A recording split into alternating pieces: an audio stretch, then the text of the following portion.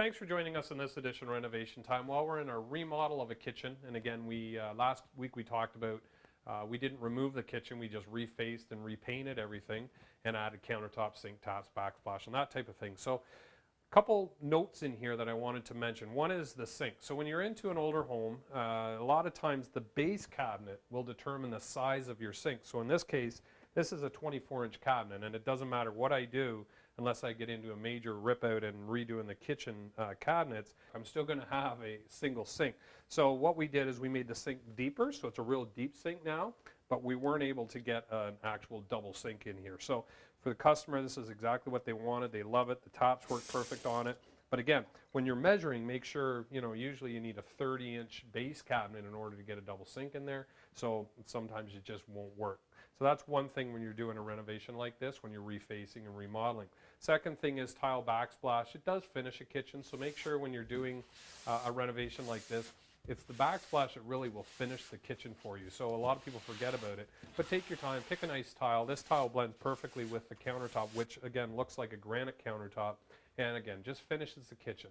The third thing in here, and again, these older homes, a lot of times they had a molding that went across here and it had a little detail to it, or it was mitered out. So what the customer said is, I just want to get rid of that. I want to get rid of that look. So we just took the piece of wood off, and there was 2 L brackets in behind it, and we just cut it. We just cut it straight off, and now she has a nice straight valance. And then we put 3 little puck lights in here for her. So instead, originally they had like a fluorescent light. So this way she has a lot of light still come through. Gives us the look of a new kitchen or a newer kitchen without the expense, again, of ripping the entire kitchen out.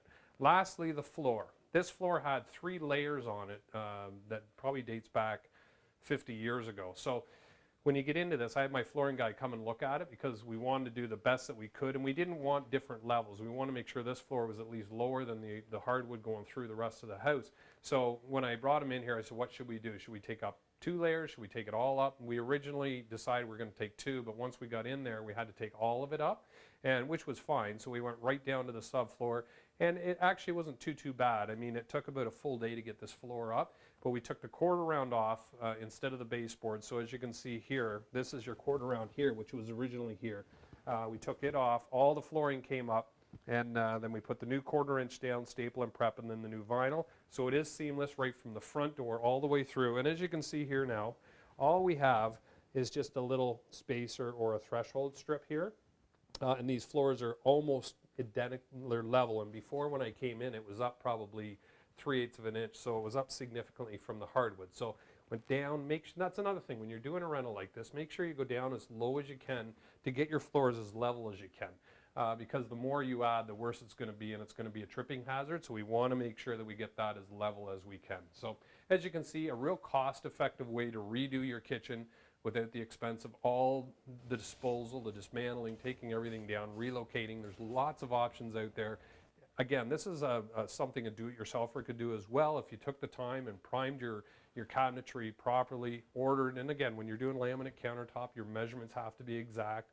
So little things like that, it's something that you can do, but you want to make sure your measurements are accurate, and you take your time and your process and you plan it out properly so that it's going to work. So that'll do it for this edition of Renovation Time, but until next time, be safe and have fun.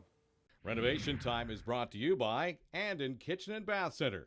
Come talk to the people who know kitchens and bathrooms. Anden Kitchen and Bath Center.